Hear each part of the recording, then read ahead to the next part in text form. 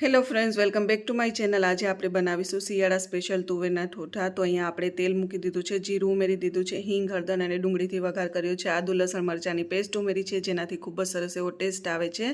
સારી રીતે આપણે મિક્સ કરી દઈશું। અહીંયા આપણે લીલું લસણ કાપીને નાખ્યું છે, એનાથી ખૂબ જ સરસ એવો ટેસ્ટ આવે છે અને સારી રીતે પકાવી લેશું। એના પછી 2 ટમેટાની આ રીતે પ્યોરી કરી દીધી હતી એને ઉમેરી દીધી છે। અહીંયા મીઠું ઉમેરી દીધું છે, ધાણા જીરું પાવડર, ગરમ મસાલો, શેકેલું જીરું અને લાલ મરચાંનો પાવડર, આટલી વસ્તુ ઉમેર્યા પછી સારી રીતે મિક્સ કરી અને સારી રીતે પકાવવાનું છે।